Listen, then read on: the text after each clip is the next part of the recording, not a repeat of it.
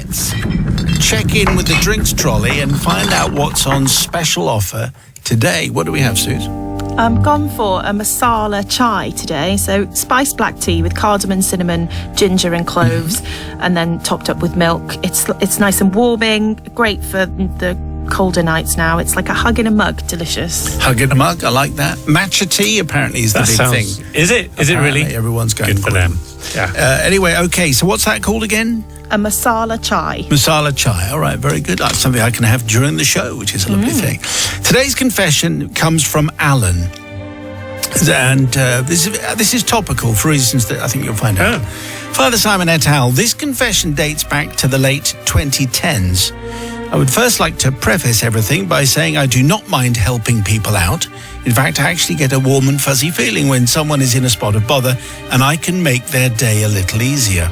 What bothers me is when someone doesn't even try to solve their issue and summon me to do it for them. My mother-in-law is one such person. She bought a new phone handset and asked for help setting it up. A lot of new phones around with the iPhone 17 being launched. So maybe this is a conversation which is being repeated across the country. So Alan says, I'm quite techie, so I agreed. However, she then presented me with the box of the new phone still in its cellophane. Absolutely no effort had been put in by my mother-in-law at all. The makers of such phones have designed them in such a way to make it easy as possible to upgrade handsets. Literally a case of typing in a password and holding it close to the old handset. So to see that my mother-in-law had not even tried really irked me. Oh dear. I did set up the phone. It was as simple as it usually is. But before handing it over, I had a thought. My mother-in-law is a big bingo fan. We like bingo on this show. Yes, we do. Matt is a bingo expert. Yeah. She goes and plays it with her friends every week. I decided on a spot of mischief. In smartphones, you can set up shortcuts so that when you type in an abbreviated combination of letters, the phone will type it long form for you. So OMW becomes on my way, for example. Oh, does it? I didn't even know this. Right, wow. Well, I went into the settings and I made a shortcut so that when the word bingo was typed, the word strip club replaced it.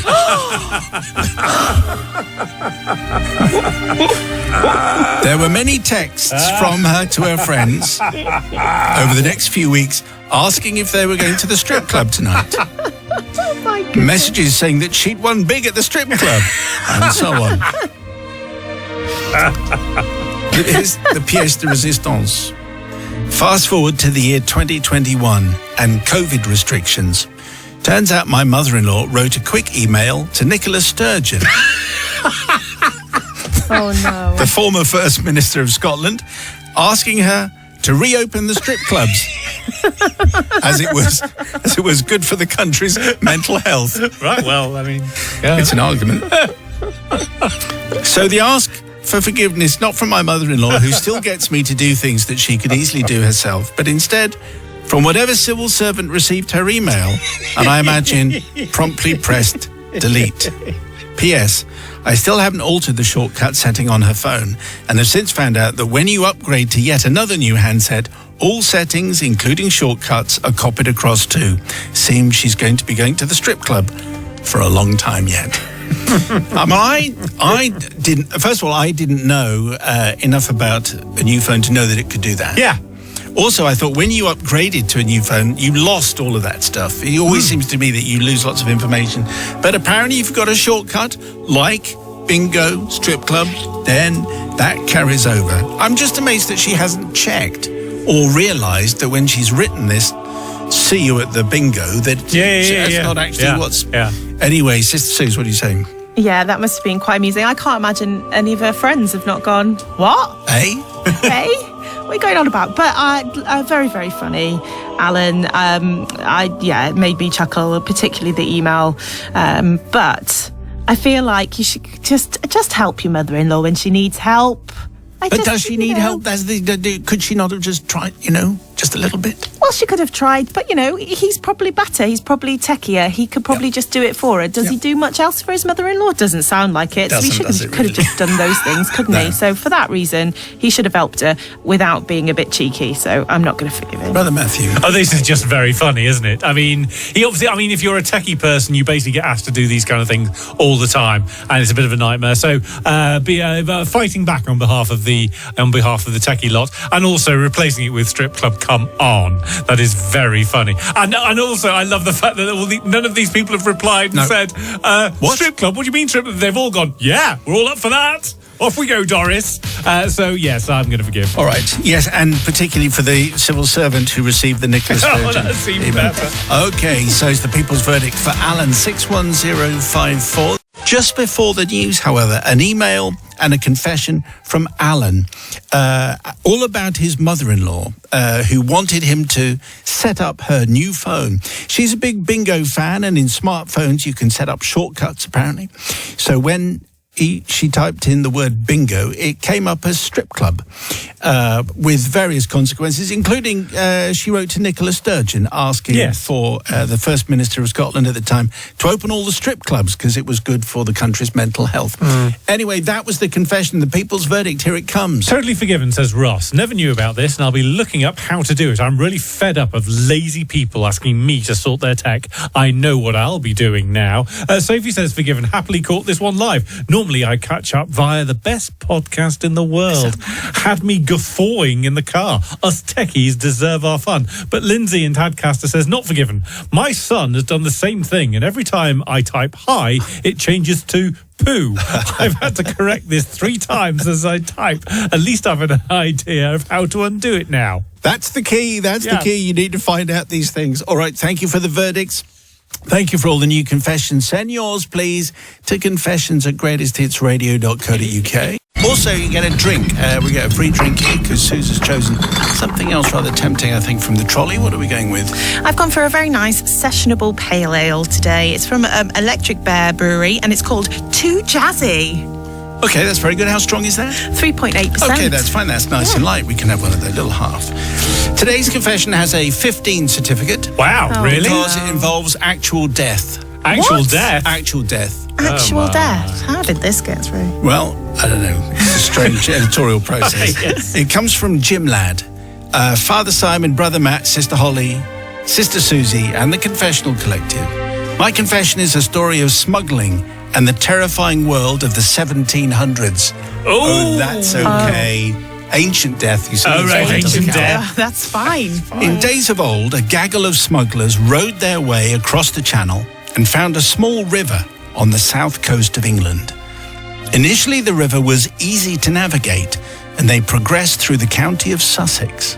Eventually, the river became a stream, and the pirates struggled to push their boat along, but did make it to a small country pub, which is now in our village. The boat was hidden, and their contraband was stashed in the inn in a priest hole, which still exists to this day. There were, amongst others, Calico Bob, One-Eyed Jack, and Quartermaster Black Bart O'Malley. Are those right? Okay. They're the Pirate pirates. names. Yeah, no, I worked. Pirate names. Yes, I worked out them. Calico Bob, Calico Bob. Quartermaster Pirate Black name. Bart O'Malley. Yeah. However, revenue and customs officers had been following their progress, and there was a massive bundle, and all the gang were caught. Now, in those days, nobody got away with anything, and the smugglers paid the ultimate price and were hanged by the neck until dead. Their bodies buried in a nearby field. Different times. Yeah, okay. You could say that. Definitely different times. Time goes forward now to 1985, and our family moved into a lovely house on land which used to be a field. Our daughter, who was 8 years old, had her own room, and everything was good. But over time, a strange odour became noticeable in her room, and the reason could not be found. Men came, investigations were done, but still no answer. So I had to tell my lovely daughter the truth, and that was that the odour must have come from the smuggler's burial site beneath our house, because it was there that Calico Bob, One-Eyed Jack, and Quartermaster Black Bart O'Malley had been interred. And because it was the 1700s, they were riven with smelly illnesses like scrofula. Like what? Scrofula, typhus, Okay. scarlet fever and smallpox. Okay. So that's what you're smelling, daughter dear, I say. No. For many years, my daughter went to bed believing she was sleeping on a site of a pirate cemetery. Such nightmares can be induced by this information. Is that the sound of old quartermaster rattling his bones, or is it the old boiler? Has Calico Bob been knocking over the plant pots again, or is it next door's cat? You get the general idea. So this is obviously the moment, Father Simon, in the Confessional Collective where I throw myself at your mercy, for I did find the reason for the pong, but I never told my daughter, who carried on believing it was the pirates. On a visit to the loft above her room, I discovered a small hole in the roof, and pigeons had pooped on the ceiling above my daughter's room, hence the nasty pong. Okay. Luckily, my daughter has grown into a lovely, well-adjusted lady and has a beautiful daughter of her own. This must seem like a tall tale, but our house was built on Smuggler's Way. Very best wishes from Jim Ladd. Okay, well, that's a very good story. I like a smuggler's tale, particularly when it involves mass hangings. Yes. From the 1700s. Wow. Because we can get away with that. We can. Anyway, the men who came round to check where the smell, well, they didn't do a very good job, did they, if it was just in the roof? No. But anyway, Sister Suze, what do you say? Well, yeah, the men didn't do a very good job, and I hope you didn't pay them very much, because that's terrible. But also, like, your poor daughter. Yes. If I was that child, I would have been terrified, absolutely terrified of the idea of ghost pirates running around my house. And I frankly wouldn't have slept ever again, I think. So for that reason alone, Jim Ladd, as funny as it was, and I bet you thought you were funny, I'm not going to forgive you. If I ever come back as a pirate, I'd like to be called Quartermaster Black Bart O'Malley. Wow. Feels a little long name. Long? Do you think? Yeah, it's going to take too long. You can call me Quartermaster. Quartermaster. If you like. O'Malley. O'Malley. Be there all day. Not Not the point, though. So I'm going to forgive. I mean, her bedroom was on the first floor, surely. So it can't have been anything to do with the ground. Maybe you should have worked that out. A little bit thick, if young. So that's fair enough. So, yeah, and everything else. I mean, I remember my room as a student had a bit of an odour. Maybe that was built on a site of a pirate burial that was ground. just your socks. Or it could have been my socks. One of the two. So, yes, I'm going to forgive because of all of those reasons brought forward before the quartermaster. Yeah. O'Malley. Quartermaster Black Bart O'Malley. O'Malley. Yes, Okay. that's the one. Okay, so the people's verdict. Please, do you forgive Jim Ladd for lying to his daughter with a terrifying tale? Do you forgive the lying? Do you have any standards left at all? Just before the news, a piratical confession which started in the 1700s with Calico Bob, One-Eyed Jack and Quartermaster Black Bart O'Malley, then ended up in Jim Ladd's house, where 8-year-old daughter finds that the reason for the big smell in her bedroom is actually the dead pirates underneath the house, which it absolutely wasn't. But hey, Jim Ladd had a lot of fun. What do we get on the people's verdict? Not forgiven, says John. Why did it take so long to clear up the pigeon poop in the loft? Surely this was an obvious explanation. I feel sorry for the poor daughter. But Maisie says forgiven. Dads are always making up silly stories, which we daughters love to recount when we're all grown up. My dad used to tell me that opera singers sounded like that because they were having their teeth removed. I love that story now, even though it horrified me at the time. And forgiven. Parents have always told their kids nonsense. My face never stuck in the wind, though a shame that wasn't read out last Friday, as it was International Talk Like a Pirate Day. Was it? And that's from Captain Naughty Cal. I see. Naughty Okay. Cow. Was it International Talk Like a Pirate Day? Apparently, yes. Didn't know that. Must have passed us by. Anyway, thank you very much for all the verdicts. Thank you for all the confessions. Send yours to confessions@greatesthitsradio.co.uk, because we've got an electric trolley. That's why there's a danger. But fortunately, Sue's live from the pub today has this special treat for us. Yes, it is a special treat. I've gone for a German beer because it is kind of Oktoberfesty time at the moment. So an Augustiner Edelstoff German lager. Very delicious, classic Munich style lager, 5.6%. So Augustiner Bit Edelstoff. I thought he played for Borussia. Yes, left back. Borussia Dortmund. Yeah. Is that not right? Okay, that's a great name. What's the name of the beer again? Augustiner Edelstoff. Very good. I like the sound of that. I'll have one of those a bit later on. Thank you very much. Today's confession comes from Mr. B. That's what we're calling him, just Mr. B. Father Simon, the Forgiveness Collective, especially Sister Susie, all will become apparent. The events that constitute my confession took place in the summer of 1996. My wife advised me that we would be having a visit from her old employers. the French Canadians, for whom she had worked as a live-in British nanny some 8 years previously. They were on a European tour, apparently, and thought it would be a nice idea to come and let their children, who are now aged 10 and 13, see her now that she'd grown up a bit. They were quite a posh family. Both doctors, let's call their children quinoa and couscous, which is not far from the truth. They lived in a 6-bedroom mansion in Montreal. I didn't like them very much. No. We, on the other hand, came from quite a working-class background, lived with our 2 young children in a very modest 2 up, 2 down in the industrial West Midlands. Having experienced how the Canadian family had treated us when I had visited my then girlfriend in Canada years previously, I begrudgingly booked a day off work so that we could all go out for a meal together. The day dawned, and the French Canadians descended upon us at the specified time.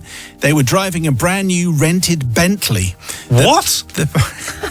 Rent a Bentley? Who knew you could rent a Bentley? I made my beaten-up 25-year-old Ford Cortina look particularly rough, and it was very obvious that they looked down on us. Before we went out for lunch, they got a guided tour of our tiny house, and there were words like cute and quaint being thrown around. At one point, the mother of the family asked if our pet rabbit was being kept for food. What? Well, they wanted to experience all things British, and we went to a local pub for proper fish and chips. We booked a table, all that, and they liked that. Now, after we'd eaten, they pushed their battered cod and pommes frites with mushy peas all around their plates whilst making disapproving French-sounding grunty noises. What? That was that? Yeah. Okay. We all went outside to the play area so the children could burn off some energy before they carried on their journey. It transpired that the children had recently watched the live-action version of 101 Dalmatians and were looking around to spot local British wildlife, like raccoons. We don't have raccoons in the UK, I said, attracting a stare from my wife. I was quite used to those. And now a chance for Father Simon to exercise his legendary accent prowess. Excellent. Here we go, everyone. Couscous squealed, "But they are in the movie." What? "What animals do you have here then?" says Quinoa. French, surely. "Rats mostly," I said. "Oh, and pigeons. A lot of vermin." The stares from my wife were getting stronger, and she quickly changed the subject. "Where are you headed next to?" she asked the Canadian dad. "We thought we would try to go to Wales." To Wales? "As it's not too far, huh?" Well, I gleefully started to regale them with tales of rolling mountains dotted with the legends of fire-breathing dragons. "What is this dragon?" says Quinoa. "Can we still see them?" said Couscous with a spark in her eye. My wife stepped in to explain that they were mythical, and both of the visiting children looked rather disappointed. All too slowly, it was time for our visitors to carry on with their tour of the UK, and we chatted politely with them as they got into their rented Bentley, and the dad was planning his route to their 5-star hotel in Cardiff. Father Simon, I don't know quite what came over me, but I did pop my head into the car, and I piped up to the children at the back. "Make sure you keep your eyes open for arafs after you cross the border." My wife then kicked me, but it only spurred me on. They are a cute little bear. They're bear-like creatures, and they're native to the Welsh countryside. They're very, very shy, but they're endangered because they're attracted to frolic on expanses of tarmac, like roads. So the Welsh government have had to take action to help protect them. In areas where the cute little critters are known to play, they've had to write Araf, slow, on the roads to warn drivers that they are in the area and to look out and slow down. But if you see any, they eat turnips and cheese and onion crisps. The children squealed with French-Canadian excitement as we waved them off on their way, and the looks from my wife got so frosty that even a Welsh dragon's breath would not have warmed them. Father Simon, I don't ask forgiveness from my now ex-wife. No surprises there. It was bound to happen at some point. Oh, wow. Bit of a revelation. She always had ideas above her station. Oh, as Mr. B, for no reason at all. This is good. Nor do I ask forgiveness from Quinoa and Couscous. They really were precocious little brats and have gone on probably to be brain surgeons or something like that. For those who don't know, of course, Araf is the Welsh word for slow, and it's common to see it written on the roads of rural Wales, so say Araf slow or slow Araf, so that was the joke. I do, however, ask forgiveness from the wonderful sister Susie and her fellow countrywomen and men for making light of their language. I'd like to say I won't do it again, but I giggled so much writing this, I genuinely can't make that promise. So, well, this is going to be very interesting. I suspect very good. I think Sister Susie is going to be a little harsh because you don't want to mess around with the Welsh language, and it could be that these French Canadians, maybe it was going to be very dangerous because they stop in the middle of the road and they look out for these wild bears with their cheese and onion crisps, and then who knows what's going to happen. Anyway, Susie, what do you say? Yeah, Mr. B. I was just going to say, die out, and very, very funny. I like what he did, but yes, it could be danger, couldn't it? Danger. Maybe a traffic collision could happen if you're slowing down, because most of the time the Araf slow signs on the roads are there for a reason, and you need to pay attention to them. And as much as it is quite funny, and I do like the idea of hunting the tiny little bears, and I also just think that you were a bit rude to your ex-wife at the end there for whatever reason. She always had ideas above her station. Yeah, it's a bit mean. Didn't need to put them there. Probably gave you a giggle, didn't it, Miss B? And I don't think you really want forgiveness, so I don't think you'll mind if you don't get any from me. Formerly Mrs. B, feel free to send in a confession. What do you say, brother? I'm definitely going to forgive. I was going to forgive as soon as they turned up in the Bentley. To be honest, I was absolutely on his side. Where do you rent a Bentley Exactly. from? Who does that, by the way? Also, if they're slowing down to have a look at the Arafs, then that's good, isn't it? Because you're supposed to slow down when it says slow down, and you can't get much slower than stop. So that's good as well. And pity that the marriage didn't last, but never mind. Bullet dodged, maybe not. Who knows? We don't know. I think Mr. B definitely forgiven because of all the Arafs. All of those reasons. Yeah. People's verdict, please, for Mr. B, 61054. First word is Simon. Forgiven or not, entirely down to you. Just before the news, a confession from Mr. B, all about how he fooled a posh French-Canadian family to be very careful of wild bears when visiting Wales. And these bears were called Arafs, and you would see warnings on the road saying slow, Araf, which is, of course, the Welsh for slow. But these French-Canadians were fooled, we believe, and anyway, the people's verdict, here it comes. Alex in Penzance says, forgiven, great confession, hilarious. That family needed taking down a peg or two, so snooty. David in Bangor says, forgiven, I love this confession, and I'm always for promoting the Welsh language in a memorable way. And finally, Olaf says, totally forgiven. My son worked at an outdoor centre in Wales, and some of the staff used to tell the children to be careful when they saw Araf, as it meant drop down, bear. Made me laugh hearing the confession. So clearly this is a sort of a well-worn story by the sound of it. Okay. Thank you for the verdicts. Thank you for the confessions. You can send yours, please, to confessions@greatesthitsradio.co.uk. Thirsty work, this confessions business. Let's see what Susie has lined up from the top of her trolley. What are you offering us today? I'm offering you a delicious Italian Pilsner called Italio Pils. Very aptly named, but it's very delicious. 4.8%, uses Italian malted barley, and it's delicious. Can we have a half a little bit later on, and Matt would like a pint? Yes, thanks very much. Lovely. Thank you very much. Nigel here very shortly with another of the kitchen's greatest hits. Today's confession comes from, when I say he's going to be here, he's not here, he's abroad on his travels, but we'll be hearing from him a little bit later on. Tim has sent in today's confession, in which I feature. Oh, really? Yeah. Oh, another one. Ooh. I do seem to feature in quite a few of these. Yeah. Father Simon and the Holy Communion, I am here to confess to an act that took place over 30 years ago. And to make matters worse, you were kind of involved, Father Simon. It's the summer of 1993, and I was on holiday with my friend Steve and his family in the lovely Cornish town of St Austell. This particular day, we were very excited as we were coming to see you.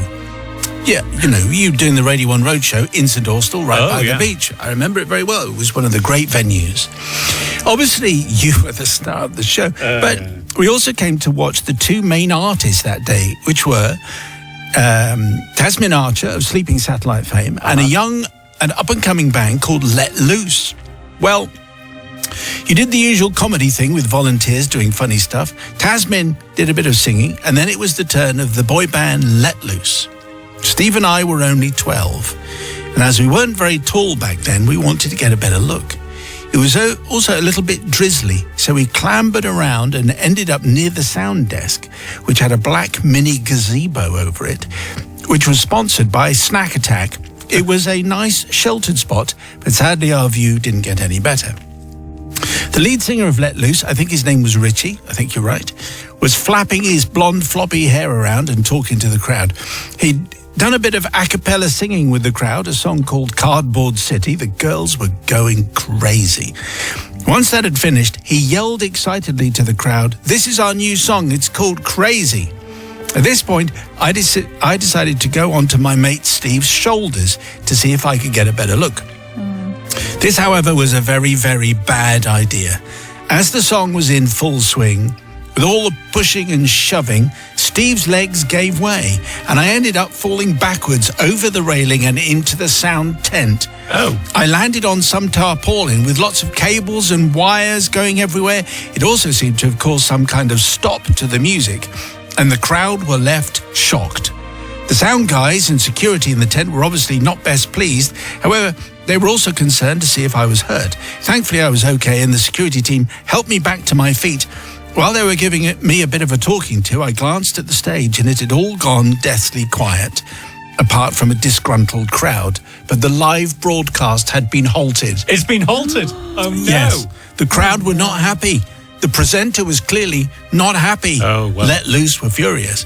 It would appear that in my fracas of falling into the sound tent, I had disturbed some of the cables.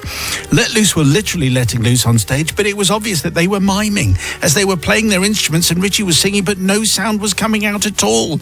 They looked a little bit embarrassed and just a little nervous. Thankfully, the sound guys just rejigged a few cables, and the song was replayed, and even though it was mimed, it sounded great. All went well with the rest of the road show, apparently, but to be honest, we ran away. So we've decided that it just sounded as though it had gone well. Yeah. So as far as forgiveness is concerned, first of all, from Let Loose, because great things were expected of them, but I wonder if I contributed to their eventual demise, because a lot of people thought they were going to be the big new thing. They were going to be huge, were they? And then they disappeared, and maybe it's all down to Tim and Steve. They had everything going for them until someone pulled the plug. However, every time I hear Crazy being played, it brings back bad memories, and I wonder if they remember. I need to apologise to all the Let Loose fans who may have looked at them in a different light when my mishap exposed their miming. I mean, I think, to be honest, most people, everybody kind of mimed on the road show. They did, didn't they? It was kind of thing, it was just an exciting thing, come along. So I don't think Let Loose were any worse than anyone else. In fact, they were with us all week, and they put on very good shows. Did they? Well, they did. It's just unfortunate that Tim and Steve messed up the whole thing by being careless. I'd also like to ask for forgiveness from you, Father Simon, as I disturbed your wonderful roadshow in St Austell, even if it was just for a few minutes. I'm not sure how well you remember the incident. Over to you guys for forgiveness, please. Well, I'm afraid absolutely none at all. I mean, you don't remember it at all? No, I do remember it. I have absolutely no forgiveness. Oh, really? Wow. If you topple and swagger around and you spoil a broadcast by falling into some cables, zero tolerance. Absolutely zero tolerance. Off you go. So I'm glad that you ran away. No, I mean, it was just one of those things. Oh, okay. I'm sure we had some very good security guys, and I'm sure they saw the funny side. Whether Let Loose saw the funny side, I don't know. Let's check in with Sister Susie. What do you think? Well, Tim, I just feel like nothing good happens when people go on people's shoulders at gigs or festivals or anything like that, because the people behind you can't see because someone sat on someone's shoulders. So I don't like that for starters. But also, you've shown what can happen. You could fall over. You toppled into the sound desk. Clearly, it's a case of danger. Oh, yeah. High voltage. High voltage, correct. Really? Yes. And I guess not forgiveness for me. Should have been more careful. Yes, indeed. I'm trying to find You're trying to find the high voltage thing. Oh, there it is. There it is. Wow, so slick. I think so. What were you going to say? Well, I was going to say forgiven because, I mean, what was the great loss to society there? That Let Loose didn't feature for much longer with floppy blonde fringes. I'm not sure it was going to take off anyway. That was my honest take on their music. You remember them well? Them, and they did a cover of Crazy, if I remember, and I wasn't a massive fan. So I think I'm going to forgive because, everyone learned a lesson, didn't they? And you were back on her not long after, and they were still miming anyway. So yes, for all those reasons, I'm going to forgive. I think it was an original song called Crazy. Crazy by Let Loose. That's what I remember. So it wasn't a cover version. Was it not? No. People's verdict, please. 61054. Do you forgive Tim for his sabotage of a live broadcast and an entire band's career? 61054. Just before the news, however, we had a confession. From young Tim, a roadshow confession. He was at St Austell and he was enjoying the music of our house band Let Loose. This is them, Crazy for You. Wow. And then Tim fell backwards into the railing, into the sound tent, and they went off air. Shame. But they carried on stage anyway. But anyway, it was an innocent mistake, but it ruined the band, and that was the end of them forevermore. Was it the end of them? No, not really. No. Okay. Matt, what do we get? Well, forgiven, says Kevin. I think he probably did us a favour, which is a bit harsh. Paula, though, says, not forgiven. You didn't let loose. You let everyone down. A hard not forgiven from me. I wouldn't have been happy if I was there. No. And Stuart says, totally forgiven, for it was 29 years ago that Let Loose performed at Freshers' Week in the Nelson Mandela Building Students' Union and were booed off stage during their first track. Oh. Sorry, Let Loose, but no one was crazy for you. Get it, Simon? Go, Matt. Yeah. Why go mad? I don't know, but it's got to be a sentiment Strange I agree that with. you included that one. Yeah. Your Imagine. confession would be welcome, please. Send it to confessions@greatesthitsradio.co.uk.